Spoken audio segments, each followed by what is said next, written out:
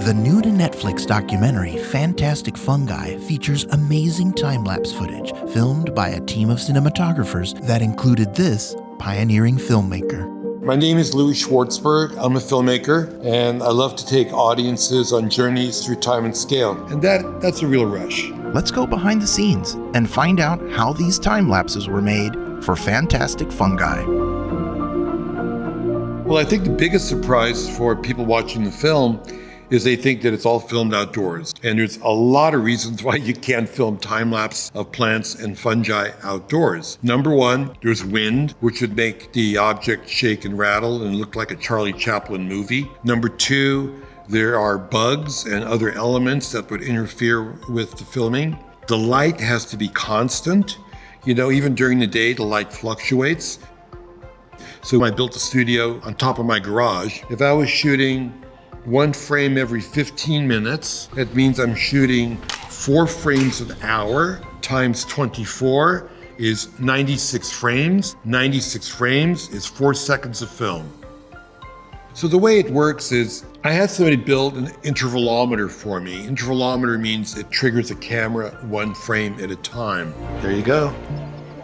In 24 hours, we'll have 1 second of film. It also triggers the grow lights to come on and off, and the photo lights. And the photo lights is the beauty light, the gorgeous tabletop cinematography lighting. The grow lights are these sort of LED lights that are kind of weird and pink. I think they were developed for people growing cannabis. And I'm able to program the grow lights to be like sunrise and sunset. If I leave the grow lights on 24 hours, they die. I set up shots in the morning, I check them at night. I realize I've turned it into a spiritual practice. It actually literally gets me up in the morning because as soon as I'm out of bed, I'm thinking, I wonder what the flower did last night. Is it still in frame? Is it in focus? I have to imagine what the framing and the composition is going to look like tomorrow or 2 days from now or a week from now. And that is a transformational experience because you have to put your mind into the mindset and the intention of the flower or the fungi, thinking where it's going to grow, how big will it get, and if you're right, boy, it's a rush. And if you're wrong, it means you just got to do it all over again. Louie and his team consulted mycologists, fungi experts, on how to grow mushrooms in an environment free from bacteria and bugs for the film. But which was the most photogenic fungus? Lion's mane had these little kind of tiny tentacles that would emerge and they would wiggle in this really beautiful wave-like pattern. I'd say roughly, the ratio of success to failure is roughly about 1 out of 6, maybe 1 out of 10. It's extremely difficult to do. When I'm shooting the close-up of the fungi growing, we create a miniature set. Moss and logs and rocks, time-lapse macro cinematography.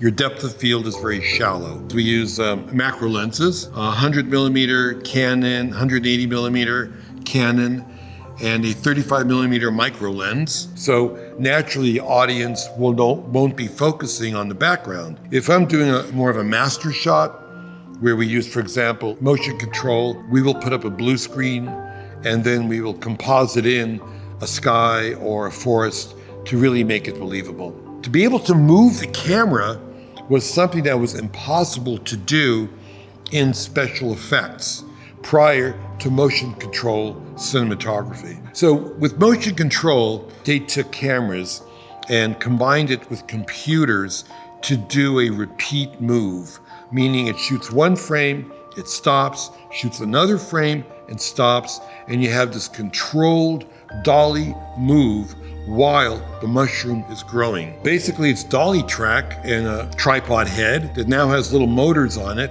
that enables the computer to program a pan, a tilt, and the length of the move on the dolly, as well as control the camera and focus. All these things have to be working together as if it was a real-time shot. But one critical component of the fungi story was impossible to film using traditional techniques. The mycelium is like the tree, and the mushroom is like the apple to the tree. The mycelium, an underground root-like system that branches out, kind of like the internet, connecting plants and trees to each other. You got a couple of problems here. A, no light.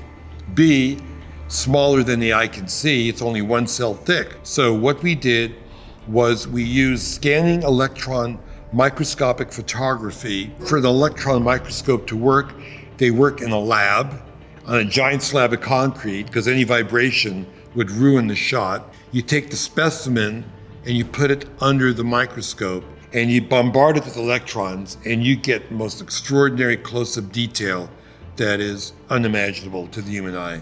And we use those images as a reference for computer-generated animators to use, and we created these incredible shots of traveling through the mycelial network.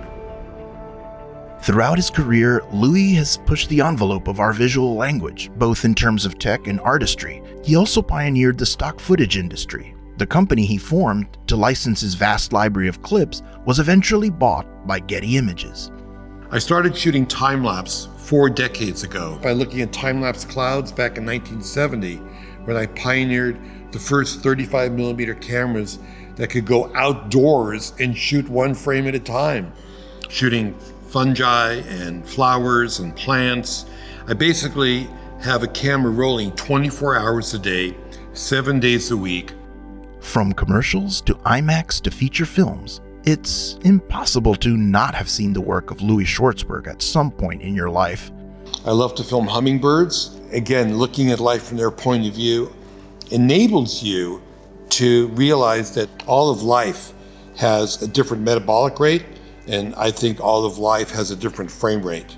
So for example, a mosquito on your arm, having a little drop of blood, takes a look at that hand coming towards it in ultra slow motion and has plenty of time to take off because its metabolic rate, its lifespan is way shorter than our lifespan.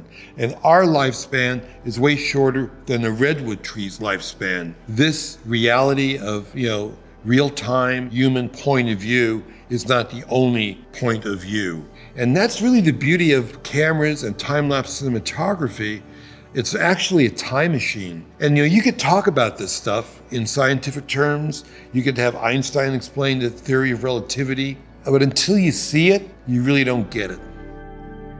The longest thing I've ever shot was a mouse rotting. You can say that decomposition is the end of life. I argue that it's the beginning of life. You see this kind of rippling of the fur, and then that kind of dissipates, and then you see some bones, and then you see the grass grow up in between. To observe the pattern and the rhythm of how it decomposes is actually really beautiful. Louie's art has given him a unique perspective on nature, time, and the nature of time. What I'm really engaged with is really trying to understand, the intelligence of nature and how we can live in harmony with it. And that means at times using, a time-lapse camera to be able to observe it in their time frame.